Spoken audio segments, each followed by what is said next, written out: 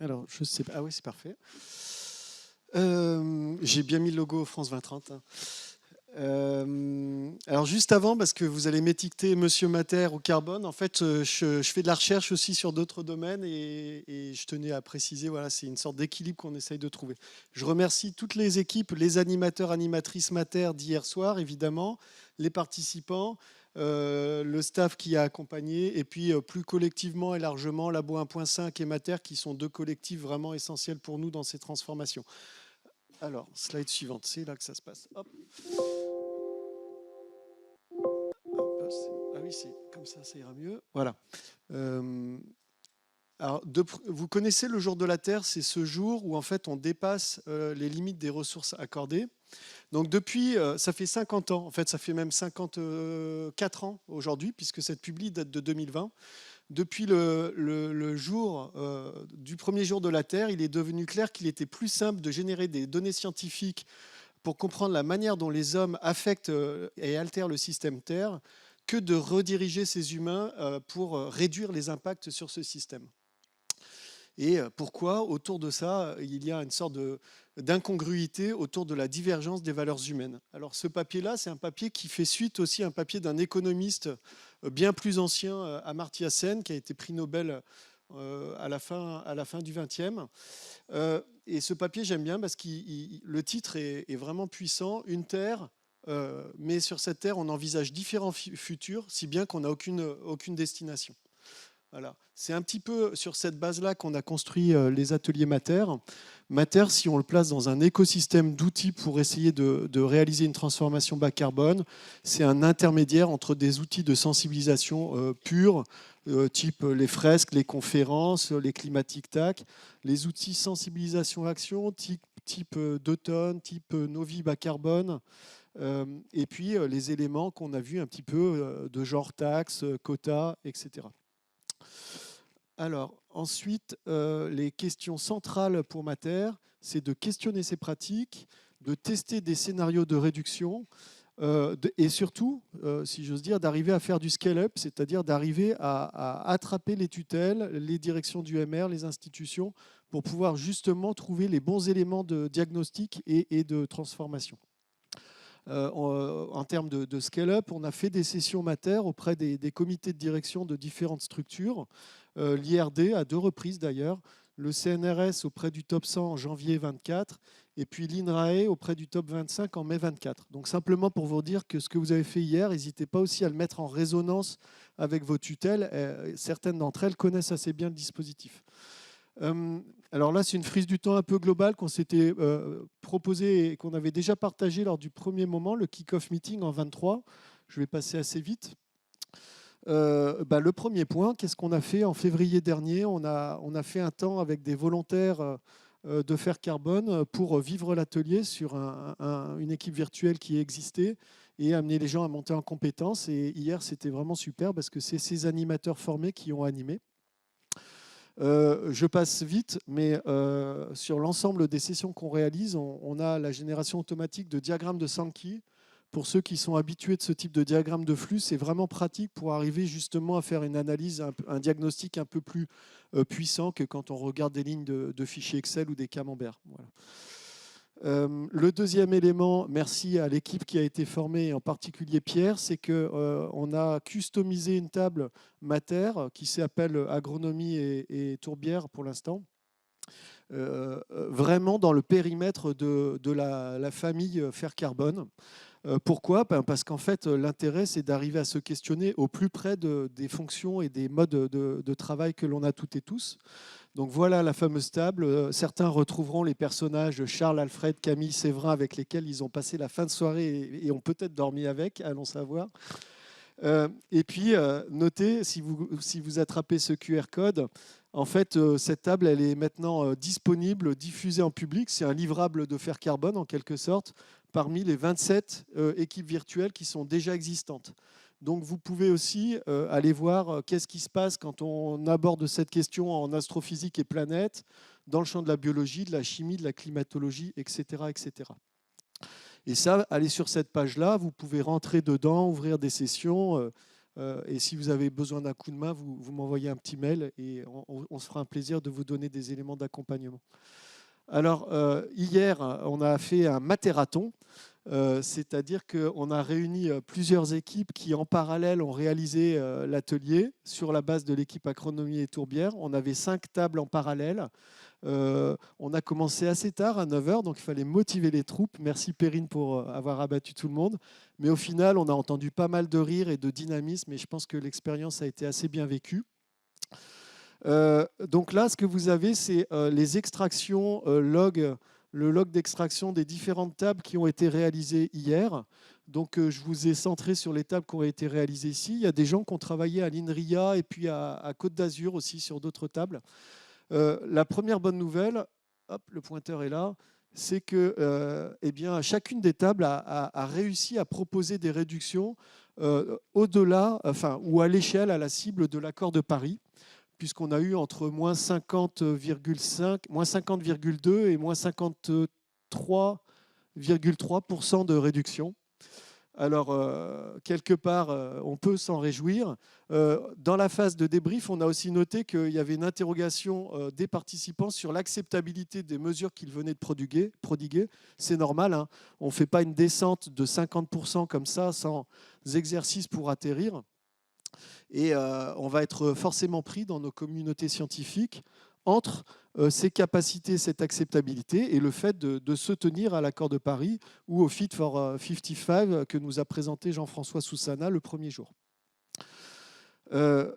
Voilà concrètement pour ceux qui n'ont pas vécu la session, typiquement on a des personnages avec des jetons dont la surface est proportionnelle aux empreintes carbone associées. Elles sont calculées sur les facteurs d'émission de l'ADEME ou de Labo 1.5, enfin c'est sourcé. Et puis ensuite, on crée autour des petits logos des personnages ces fameux divergences d'opinion qui sont essentielles dans la rugosité des activités et des logiques de négociation en réalité. Et on commence à avoir sur des champs sémantiques libres l'expression de propositions pour réduire. Donc je ferai ça en visio, je vais à l'EGE en train, etc. etc. À l'échelle de 6 personnes, c'est intéressant en sensibilisation-action, mais c'est vraiment en multipliant les sessions, 100 sessions, 600 personnes, qu'on peut offrir une vue un peu statistique et d'ensemble de l'acceptabilité de certaines mesures aux établissements. Alors, en fait, si on dézoome, on peut redispatcher les différentes empreintes. Là, vous avez les pourcentages de réduction pour les tables en fonction de 3 postes. En réalité, 2 postes, le poste déplacement en orange et puis en rouge, le poste achat. Je ne vais pas rentrer dans le détail, je n'ai pas eu le temps hier soir de faire l'analyse. J'ai un peu commencé, j'ai pris mes notes, mais c'était 23h45. Je me suis dit qu'il fallait plutôt préparer cette présentation. Donc, je poursuivrai plus tard. Et à noter quand même qu'il y a une table qui a eu la chance de bénéficier d'un projet ANR pendant la session et du coup qui s'est vu allouer 5 tonnes CO2 équivalent supplémentaires, puisque quand on gagne des projets, on gagne des moyens et autour des moyens, on a des éléments carbonés, évidemment.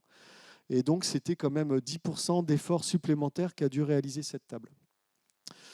Les étapes, les prochaines étapes. La première, ce sera l'analyse des résultats qui ont été prodigués hier, essayer d'en faire un élément qui pourra peut-être être présenté en conférence. Le deuxième élément qui est capital dans cette communauté, c'est vraiment d'arriver à essaimer plus largement les ateliers, à la fois pour une logique de sensibilisation, mais pour une logique de boîte à idées en fait, interactive sur la base desquelles on peut transformer ou voir les plans de transformation possibles dans Faire Carbone. Faire Carbone étant, comme d'autres PEPR aussi, de mon point de vue, une preuve de concept pour après faire des passages à l'échelle sur des méthodologies au niveau de l'ANR ou d'autres institutions. Ça, c'est le deuxième point. Donc, de la même manière, on est disposé à faire des sessions lors de vos meetings spécifiques au projet. Le troisième point qui est très important, on a la chance d'avoir une personne qui a travaillé 1 an pour développer une enquête longitudinale en psychologie sociale et freins et leviers au changement. Alors cette personne, on a une double chance, elle a fait ce travail il y a 1 an et demi chez nous, et puis elle était postdoc à l'époque, et elle a été embauchée comme maîtresse de conférence à Paris-Nanterre, et elle est membre de ClimFAS. Donc en fait c'est un double coup gagnant. Et je vous invite vraiment, s'il y avait une chose à faire aujourd'hui, donc ça c'est une fiche qu'elle m'a transmise, vous prenez votre téléphone, vous scannez le QR code, vous le mettez en raccourci, et dans le train en rentrant, vous remplissez cette enquête formulaire parce que c'est la base d'une analyse longue. Ça n'a jamais été fait au niveau international. Une analyse de est-ce que la mise en situation autour d'ateliers permet ou pas de favoriser les changements d'habitude. Voilà. Donc, elle avait déjà fait ce travail sur les questions de changement de mobilité pour la pollution de l'air dans les villes. Et puis, elle va faire un travail équivalent avec les agriculteurs. Et là, on avait souhait de faire une introspection de la communauté Faire Carbone avec l'enquête qui est déjà dispo. Donc, dès qu'on aura assez de résultats, eh bien, on pourra rentrer dans une phase d'analyse pour faire une publication sur ce thème. Je pense que je vous laisserai lire très rapidement les objectifs, je viens de les décrire. Comment c'est la collecte de données en ligne, quoi c'est sur les pratiques académiques et qui le fait. En fait, c'est surtout Claudia. Moi, je suis là pour être sa porte-voix sur ce champ d'expertise. Alors, la dernière étape, last but not least, faire son propre avatar. En fait, Mater a une visée de sensibilisation-action, mais aussi une visée programmatique. Alors, faire son avatar, il y a une première manière, hop, je rate mon effet, une première manière de la faire, ça pourrait être de se faire un avatar comme celui-ci, vous l'aurez reconnu, mais en fait, ce n'est pas ça qu'on va vous proposer.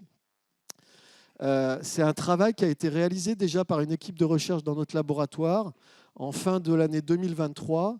Chacune des personnes de cette équipe de recherche, qui est constituée de 20 personnels permanents, a créé son propre avatar et a renseigné pour l'année 2024 les activités qu'elle allait réaliser sur l'interface Mater. Et donc là, ce qu'on a, ce n'est pas une vue serious game, mais c'est une vue programmatique avec une infographie ergonomique des activités projetées des différents personnels de l'équipe.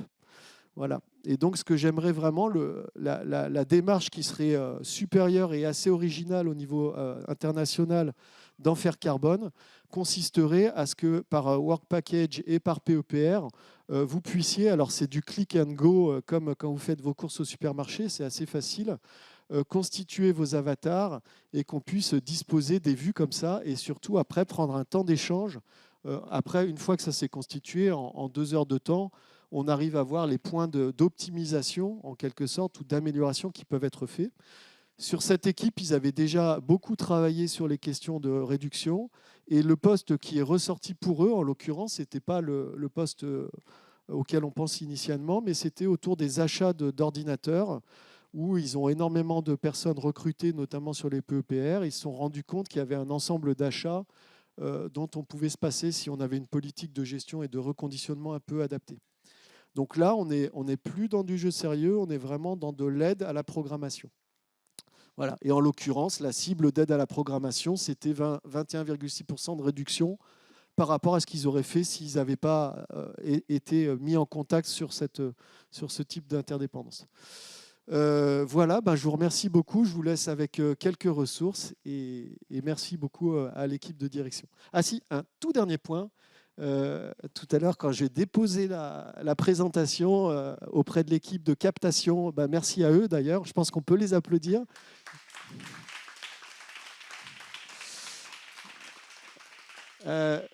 J'ai vu qu'ici, ils avaient un ensemble de piles rechargeables, donc qui contribuent aussi à ne pas trop gaspiller les éléments. Voilà, c'est un petit clin d'œil.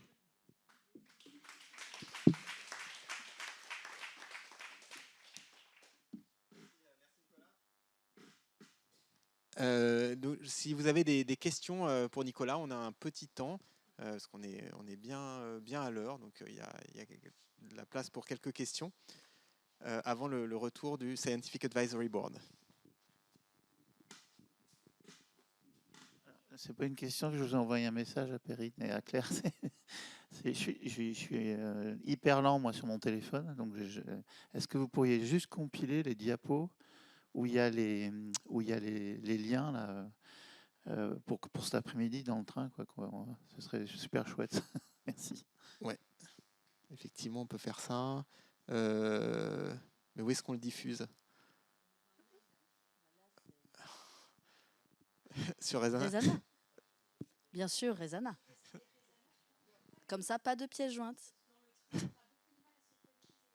Ah, bon bah, ou sinon, si... Ouais. C'est lesquels? Un QR code pour les QR codes. Ouais. Ou sinon, je peux envoyer un mail, un WeTransfer, pas un WeTransfer, mais un... comment ça s'appelle déjà? Je sais plus. Pour envoyer les fichiers juste pour sur celle de cet après-midi. Ou- Si vraiment vous voulez continuer. Oui, à un mail envoyer avec sans un arrêt. lien, ça c'est possible. Ouais, c'est ça. Avec un file sender, ça y est.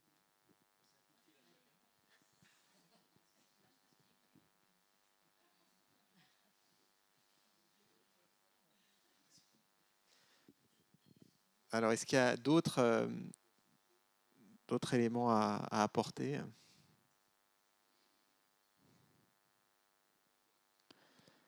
Alors, si c'est... Ah, vas-y, Laurent. Comment vous êtes articulé justement avec Labo 1.5? Alors, en fait, la plupart des gens qui sont dans Mater sont aussi dans Labo 1.5. Donc, on est aussi dans les outils plébiscités par le groupe de travail expérimentation de Labo 1.5.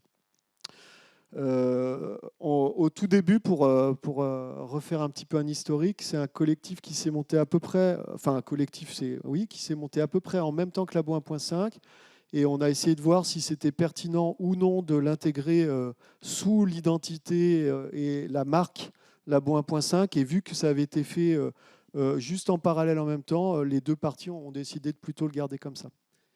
Et un petit élément aussi en lien à la médiation au public, parce qu'en fait, on a sorti, en travaillant avec l'Académie de Reims, l'AFPER et ABC, ABC Transition, une version Mater en classe qui est à peu près la chose que vous avez vécue hier pour les lycées. Donc il faudrait voir, là on est en phase de promotion de cette version-là, avec la difficulté qu'on n'avait pas identifiée forcément à hauteur, que les profs sont surchargés en réalité dans les lycées. Ils ont du mal, ils ont besoin qu'on leur prenne un peu la main pour pouvoir être avec des facilitateurs, pour pouvoir mettre en place des structures. Et moi, je n'ai pas forcément les réseaux sur ces lieux de diffusion et de facilitation comme l'Arbre des connaissances ou d'autres. Donc si vous avez des points d'accès, je pense que ce serait, en tout cas, on apprécierait beaucoup. Voilà.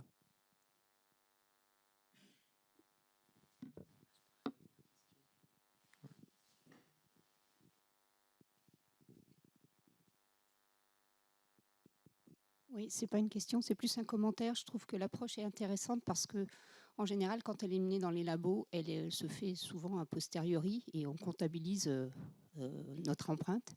Alors que là, on comptabilise ce qu'on peut éviter. Et je trouve que c'est vachement plus gratifiant pour le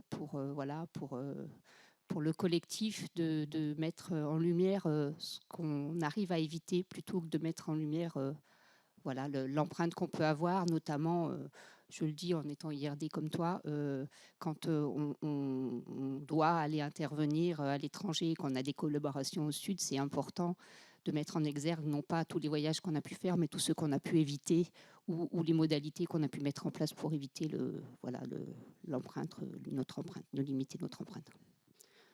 Il ne faut pas perdre une occasion de se réjouir du verre à moitié vide. Ouais, puis merci pour l'intervention, parce qu'en fait, sur la première publi qu'on a faite, donc on a analysé 85 tables, mais uniquement sur le prisme des déplacements. Donc c'est la deuxième, là, c'est celle-ci. En fait, ce qu'on a vu, donc en gros, on a fait 85 ateliers comme les 5 qu'on a fait hier. Donc ça fait une communauté de 400 personnes du monde académique, de l'ESR. Et on a regardé les traces, et en cumulant les traces, on peut avoir des signatures statistiques. Et en regardant au bout de combien de minutes les gens proposent des alternatives, on jauge de la spontanéité. Et en regardant le nombre de tables parmi les 85 qui proposent une alternative, on jauge de la popularité d'une alternative. Et en croisant les deux, minutes et fréquences, on peut qualifier une acceptabilité générale des propositions. Eh bien, il s'avère que l'annulation, ou on en a discuté tout à l'heure, plutôt la pratique du renoncement, la tonne évitée parce qu'on décide de reporter ou de mutualiser, etc., la pratique de l'annulation, c'était le 3e levier en termes de réduction de l'empreinte carbone virtuelle. Et ça, pour l'instant, on ne sait pas tellement les valoriser dans nos organismes de recherche ou dans nos structures. Comment on valorise le fait que quelqu'un, à l'amont et en pré-programmatique, qualifié l'espace, vu qu'il y avait un arbitrage à faire et fait l'arbitrage en fait en sa défaveur si on enlevait l'empreinte carbone. Ça, c'est des points de réflexion. Comment on va faire évoluer les rapports d'activité des gens et notre relation aux indicateurs métiers, en somme. Voilà.